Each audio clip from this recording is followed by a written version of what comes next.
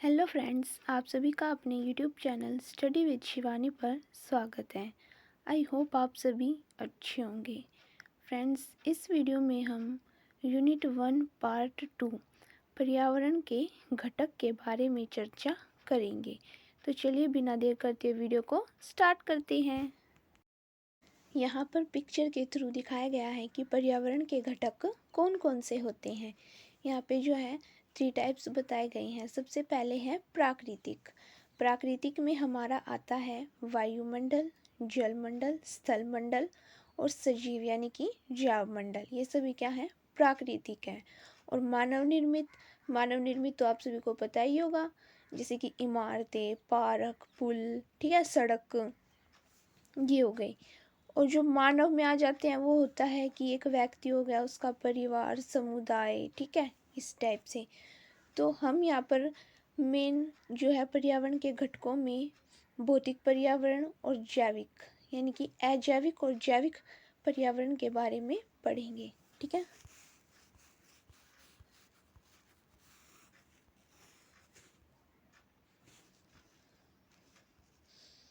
तो ये रहा पर्यावरण की आधारभूत संरचना के आधार पर पर्यावरण को जो है निम्न प्रकार से विभाजित किया गया है। अजैविक यानी कि भौतिक पर्यावरण, जिसमें हमारा स्थल, वायु, जल मंडल आता है, ठीक है। और एक होता है हमारा जैविक, जिसमें क्या है, जीवन पाया जाता है। वो होता है वनस्पति पर्यावरण और जंतु पर्यावरण। अब यहाँ पे जैविक और अजैविक के बारे में हम पहले पढ़ेंगे कि ये क्या होता है, ठीक है।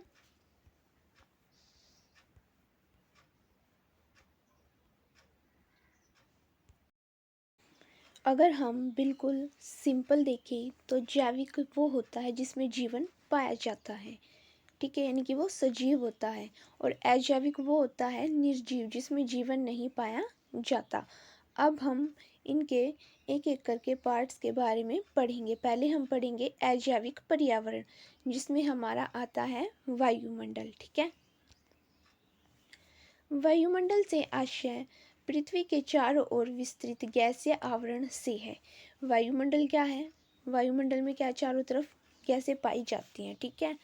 पृथ्वी पर स्थित अन्य मंडलों की भांति वायुमंडल भी जैव व अजैव कारकों के लिए जो है महत्वपूर्ण है, ठीक है। क्योंकि वायुमंडल की संरचना व संगठन जीवों व वनस्पति की क्रियाओं को प्रभावित करते हैं, ठीक है। इनकी जो हमारा वायुमंडल होता है, ठीक है, एटमॉस्फेयर, इसमें क्या नाइट्रोजन कितनी पाई जाती है? 78%, ऑक्सीजन 21 और कार्बन डाइऑक्साइड 1% होती है, ठीक है। वायुमंडल गैस, जलवाष्प और धूलकणों का मिश्रण वायुमंडल में उपस्थित गैसें पौधों के प्रकाश संश्लेषण, ग्रीन हाउस प्रभाव तथा जीव व वनस्पतियों को जीवित रहने के लिए आवश्यक स्रोत है। वायुमंडल की संरचना के भाग क्षोभ मंडल तथा समताप मंडल पर्यावरण को महत्वपूर्ण रूप से प्रभावित करते हैं। अब जो वायुमंडल की जो संरचना होती है उसमें उसके कई पार्ट्स होते हैं। सबसे पहले होता है हमारा क्षोभ मंडल, फिर होता है समताप मंडल, मध्य मंडल, ताप मंडल और बहिर्मंडल। अब इनके बारे में हम थोड़ा सा डिटेल में पढ़ेंगे कि आखिरकार ये क्या होती हैं। तो ये रहा, ठीक है। सबसे पहले हमारा क्षोभ मंडल, ठीक है, यहाँ पे ये आपकी बुक से लिया गया है, ठीक है। यहाँ पे है क्षोभ मंडल, ठीक है, जिसमें दिखाया गया है जीवन तथा संबंधित क्रियाएं। अब हम इसके बारे में थोड़ा सा पढ़ेंगे कि क्या होता है। जो क्षोभ मंडल होता है वो ध्रुवों पर पतला तथा भूमध्य रेखा सबसे अधिक मोटी होती है इसकी, ठीक है। और यहाँ पर जो है नाइट्रोजन, ऑक्सीजन, कार्बन डाइऑक्साइड पाई जाती है क्षोभ मंडल के अंदर, ठीक है। और यहाँ पे क्या होता है, जल वाष्प और अन्य गैसें भी शामिल होती हैं। जैसे जैसे क्षोभ मंडल में ऊंचाई बढ़ती है तापमान में जो है कमी आने लगती है, ठीक है। तो ये था हमारा क्षोभ मंडल, ओके। अब हम पढ़ेंगे समताप मंडल। लेकिन जो क्षोभ मंडल है ना वो 0 से लेके 10 किलोमीटर की ऊंचाई में पाया जाता है इनकी पृथ्वी से, धरती से, ठीक है। और जो समताप मंडल होता है वो क्षोभ मंडल की जो ये वाली लाइन होती है, ठीक है, यानी कि जो बिल्कुल बाहर वाली लाइन होती है क्षोभ मंडल की, वहाँ से लेके 50 किलोमीटर की ऊंचाई तक पाया जाता है। यहाँ पे जो है हमारी ओजोन परत पाई जाती है, और जो ये एरोप्लेन उड़ते हैं वो जो है समताप मंडल में ही उड़ते हैं। ठीक है, ये जो है वायुमंडल की दूसरी परत होती है समताप मंडल। ठीक है, यहाँ पे क्या होता है, तेज हवाएं चलती रहती हैं, और यहाँ पर जेट जहाज और वायुयान समताप मंडल में ही उड़ान भरते हैं। ठीक है, 25 किलोमीटर की ऊंचाई तक जो यहाँ पर तापमान स्थिर रहता है, इनकी बिल्कुल समान रहता है। ठीक है, लेकिन उसके बाद ऊंचाई बढ़ने से जो है तापमान में वृद्धि होने लगती है। और एक बात और याद रखनी है आपको कि जो समताप मंडल में ओजोन परत पाई जाती है वो 25 से 30 किलोमीटर की ऊंचाई पर पाई जाती है। ठीक है, और जो ओजोन परत होती है वो क्या काम करती है, वो हमें सूर्य की जो पराबैंगनी किरणें होती हैं उससे बचाती हैं। ठीक है, थर्ड है हमारा 50 से लेके 80 किलोमीटर की ऊंचाई पर पाया जाता है मध्य मंडल, जिसको हम मिजोस्फीयर भी बोलते हैं। यहाँ पर क्या होता है, उल्का पिंड जलकर खत्म हो जाती हैं। ठीक है, और यहाँ पे जो है तरंगे भी पाई जाती हैं, और यहाँ पर जो है जल वाष्प बर्फ के बादल के रूप में जम जाते हैं, जिन्हें हम सूर्यास्त के समय देख सकते हैं। ठीक है, इसमें से कुछ मेन लाइन है जो आप याद कर सकते हो। फिर है हमारा थर्मोस्फियर यानी कि तापमंडल। यहाँ पर क्या होता है, रहस्यमय प्रकाशिक क्रियाएं होती रहती हैं, इसको जो हम आयन मंडल भी बोलते हैं। ठीक है, नेक्स्ट है हमारा बहिर्मंडल।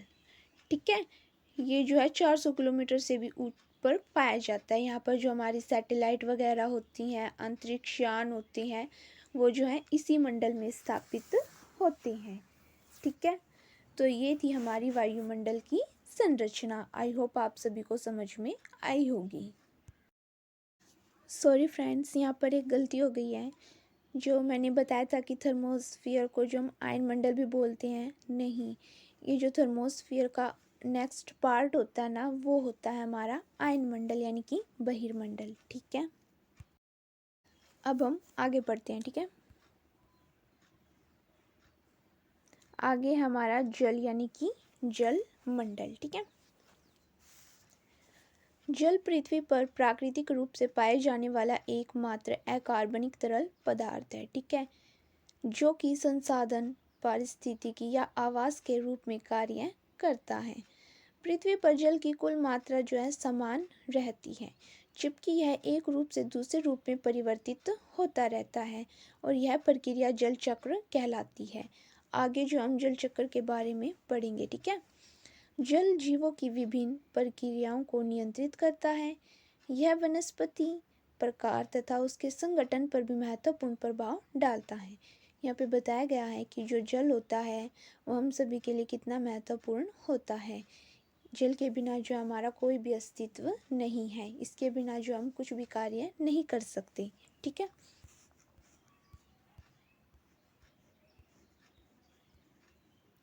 ये रहा। ठीक है, जो स्थल मंडल होता है, जल मंडल और वायुमंडल, सभी जगह पर जल जो है पाया जाता है। ठीक है, वायुमंडल में भी पाया जाता है, और जो स्थल मंडल होता है वहाँ पर भी पाया जाता है, और जल मंडल में तो होता ही है। यहाँ तक कि जो हमारे शरीर की संरचना होती है उसमें भी जो है 70% जल पाया जाता है। ठीक है, ये आपको पता ही होगा। अब देखते हैं कि जो पृथ्वी पर पाए जाने वाले समस्त जल में लगभग 97% भाग समुद्री जल होता है। यानी कि पृथ्वी पर जितना भी जल पाया जाता है ना, उसमें से 97% भाग जो है समुद्र का होता है, समुद्री जल होता है। और जो समुद्री जल होता है वो क्या होता है, खारा होता है। खारा होने के कारण क्या होता है, इसको हम अपने उपयोग में नहीं ला सकते। ध्रुवीय बर्फ तथा ग्लेशियरों में कुल जल का लगभग 2% पाया जाता है। जो ध्रुवीय बर्फ होती हैं, ग्लेशियर होती हैं बर्फ़ों की, ठीक है, वहाँ पर सिर्फ 2% जल पाया जाता है। और बचा जो भूजल यानी कि भूमि पर जो कुल जल होता है वो केवल 0.63% पाया जाता है। और वायुमंडल में ठीक है। वायुमंडल में उपस्थित जल पृथ्वी पर उपस्थित कुल जल का जो है 0.0001% होता है, यानी कि सबसे अधिक जल जो है समुद्री जल होता है। ठीक है। फिर उसके बाद जो हमारा ध्रुवीय बर्फ और ग्लेशियरों में होता है, उसके बाद जो हमारा भूमि पर पाया जाता है, फिर उसके बाद जो है पृथ्वी पर उपस्थित यानी कि वायुमंडल में उपस्थित पाया जाता है इतना जल। ठीक है। पृथ्वी के 71% क्षेत्रफल पर क्या है, जल पाया जाता है। और पृथ्वी पर जल की प्रचुरता के कारण ही पृथ्वी का जो पृथ्वी है उसको नीला ग्रह कहा जाता है। ठीक है। हम जब अपनी पृथ्वी को देखते हैं उसमें क्या है, ज़्यादातर ब्लू कलर का दिखाई देता है और ग्रीन होता है। ठीक है। तो ज़्यादा ब्लू होने के कारण ही जो है इसको नीला ग्रह भी कहा गया है। ठीक है। आगे है महासागर जलमंडल के मुख्य भाग हैं। ठीक है। महासागर जो होता है वहाँ पर क्या बहुत सारा जल पाया जाता है, तो ये क्या उसका मुख्य भाग हो गया। ठीक है। फिर है पृथ्वी पर 5 महासागर जो हैं इस प्रकार हैं। ठीक है। कौन कौन से हैं ये आपको याद करने पड़ेंगे। प्रशांत महासागर, अटलांटिक महासागर, हिंद महासागर, दक्षिणी महासागर तथा आर्कटिक महासागर। ये जो हमारे 5 महासागर हैं जो पृथ्वी पर पाए जाते हैं। प्रशांत महासागर पृथ्वी के 1/3 भाग पर फैला हुआ है, यानी कि सबसे बड़ा महासागर जो है प्रशांत महासागर है। ठीक है। और यहाँ पे दिखाया गया है कि पृथ्वी का जलमंडल जल चक्र से संचालित होता है। ये जो जल चक्र होता है आखिरकार ये काम कैसे करता है। ठीक है। इसमें सबसे पहले क्या होता है, जो समुद्री जल होता है, ठीक है, जब सूर्य की किरणें पड़ती हैं तो वो वाष्पीकरण होके उड़ जाता है। ठीक है। यानी कि ऊपर जाता रहता है और वहाँ पर संघनित होकर, ठीक है, फिर क्या होती है, वर्षा होती है, फिर से वो क्या होता है, जल वापस समुद्र में आ जाता है। यानी कि सूर्य की गर्मी के कारण जल जो है वाष्प बनकर उड़ जाता है, वहाँ पर जो है संघनन होता है, यानी कि बादल के रूप में संघनित हो जाता है जल। ठीक है। फिर जब वर्षा होती है तो वापस से वो जल जो है जो समुद्र में आ जाता है, और जो प्रक्रिया होती है वो निरंतर चलती रहती है। ठीक है। आई होप आप सबको समझ में आया होगा। ठीक है।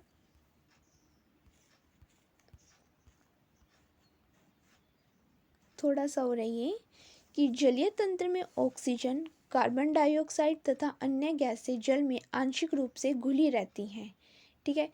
इनकी जल में जो ये गैसें होती हैं वो घुली हुई होती हैं। साधारण गहरी झीलों व भारी मात्रा में कार्बनिक पदार्थ वाले जलाशयों में पादप प्लवकों तथा अन्य जलीय जीवों की वृद्धि के लिए ऑक्सीजन सीमाकारी कारक का कार्य करते हैं। यानी कि जो झीलें वगैरह होती हैं वहाँ पर ऑक्सीजन पाई जाती है, जिसके कारण क्या होते हैं, जलीय जीव अस्तित्व में आते हैं। ठीक है। जल के अंदर ऑक्सीजन की पूर्ति का नियंत्रण वायु से तथा जलीय पौधों के प्रकाश संश्लेषण से उत्पन्न गैसों के विसर्जन के द्वारा होता है। ठीक है। यानी कि जो जल के अंदर पेड़ पौधे होते हैं, जीव जंतु होते हैं, वो भी ऑक्सीजन का उपयोग करते हैं। ठीक है। और जो जल वाले पौधे होते हैं ना, वो वायु के द्वारा और प्रकाश संश्लेषण के द्वारा जो है गैसों का विसर्जन करते हैं। ठीक है। आगे हमारा स्थल मंडल। ठीक है। अब हम इसके बारे में पढ़ेंगे।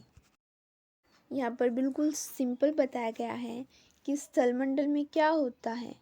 मृदा पाई जाती है, जो पृथ्वी की सबसे ऊपरी परत होती है उसको ही हम जो है स्थल मंडल बोलते हैं। ठीक है। भूपर पट्टी की सबसे ऊपरी परत होती है मृदा, जो कि खनिज और आंशिक रूप से अपघटित कार्बनिक पदार्थों से निर्मित होती है। ठीक है। अब हम पढ़ते हैं इसके बारे में। थोड़ा सा हम पढ़ते हैं कि मृदा कैसे बनती है। ठीक है।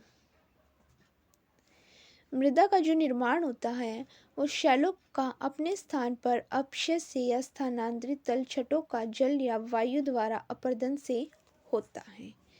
मृदा में जो पौधे होते हैं, फसल, घास, स्थल तथा वनों की होती है। ठीक है। जिन पर मानव भोजन, वस्त्र, लकड़ी तथा निर्माण सामग्री के लिए निर्भर रहते हैं। मृदा का खनिज अवयव इसके मूल पदार्थों के खनिज तथा अपक्षय पर निर्भर करता है।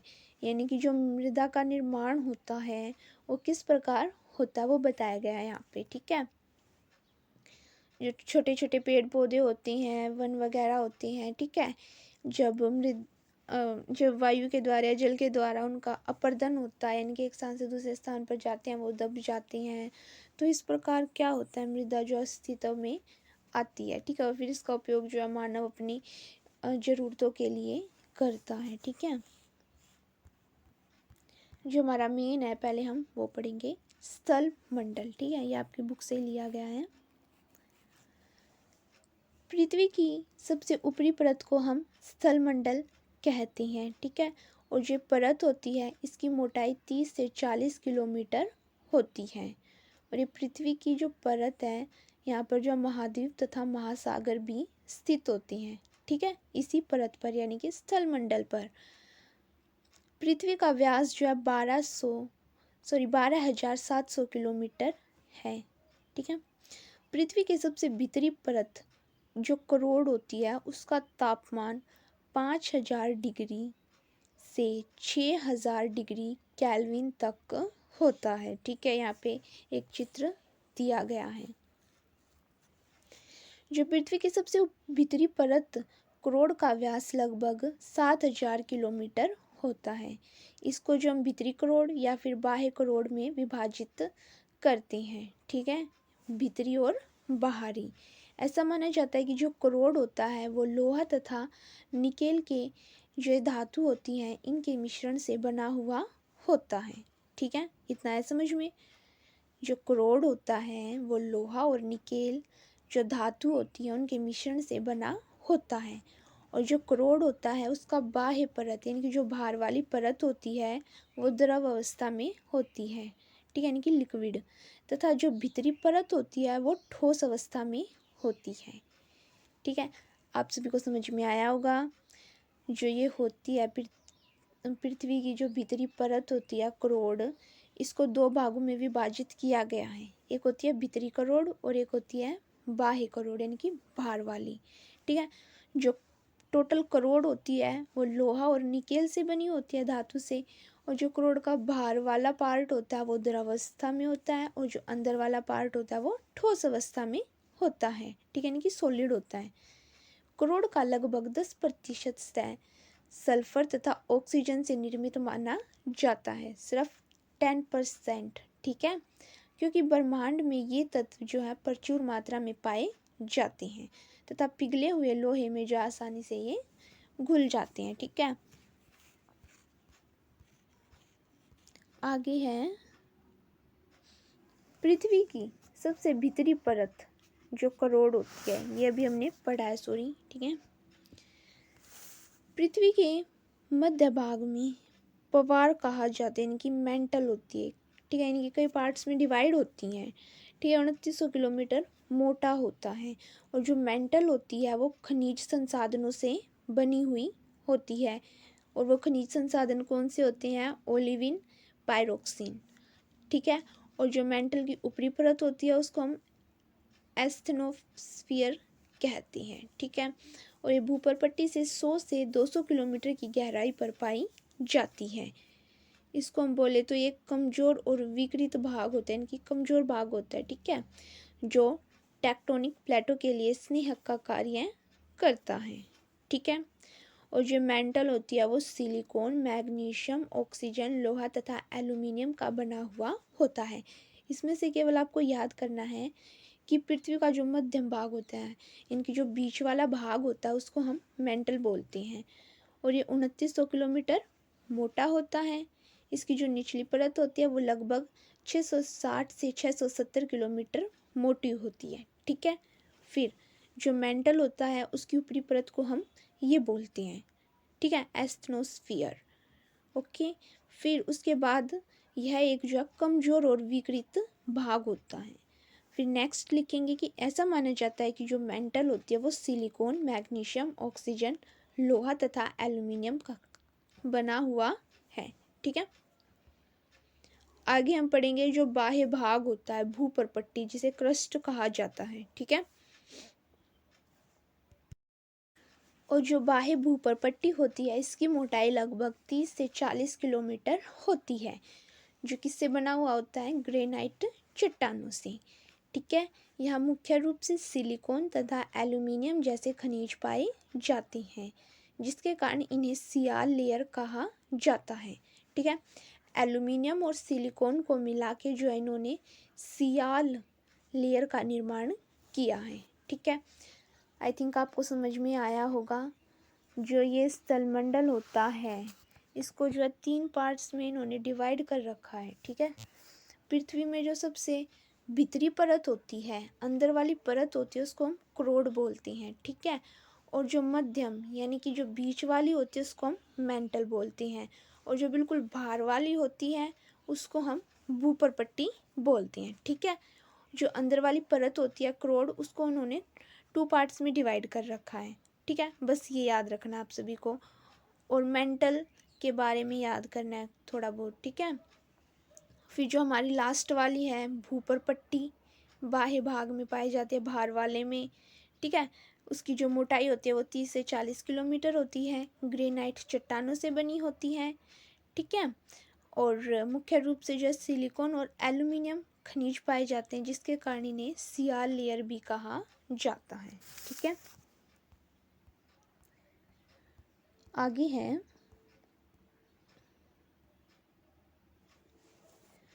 ठीक है, फिर है इस भाग में जो मुख्य रूप से पाए जाने वाले खनिज होते हैं सिलिकॉन तथा मैग्नीशियम। यहाँ पे जो सिलिकॉन और मैग्नीशियम भी पाया जाता है, इसलिए इस भाग को जो हम सीमा लेयर भी कहते हैं। ठीक है, 2 लेयर आ गई है यहाँ पे बाह्य भाग वाले पार्ट में, यानी कि भूपर्पट्टी में सियाल लेयर और सीमा लेयर। ठीक है, तो ये था हमारा आज का टॉपिक स्थलमंडल। स्थलमंडल जो होता है हमारा जीवन का केंद्र भी होता है। स्थलमंडल पर ही क्या, वायुमंडल तथा जलमंडल के संयोग से जो है जीवन संभव हो पाता है। ठीक है, और स्थलमंडल में ही जो हमारे सागर, पर्वत, झील, नदियाँ, तालाब पाए जाते हैं। ठीक है, एंड लास्ट है हमारा जैवमंडल होता है। ठीक है, जैवमंडल के बारे में तो आपको पता ही होगा। ठीक है, यहाँ पर भी क्या है, जीवन पाया जाता है, और ये जीवधारियों के जीवन का आधार होता है। इनके यहाँ पर पशु, पक्षी, मानव सभी जो है पाए जाते हैं। ठीक है, पृथ्वी का वह भाग जो जीवित प्राणियों एवं पेड़ पौधों के रहने के लिए होता है, उसको हम जो इकोस्फीयर कहते हैं। ठीक है फ्रेंड्स, आज की वीडियो में इतना ही। नेक्स्ट वीडियो में हम नेक्स्ट यूनिट के साथ मिलेंगे। अगर आपने अभी तक हमारे यूट्यूब चैनल को सब्सक्राइब नहीं किया तो जल्दी से सब्सक्राइब करें, वीडियो को लाइक एंड शेयर करना न भूलें। धन्यवाद।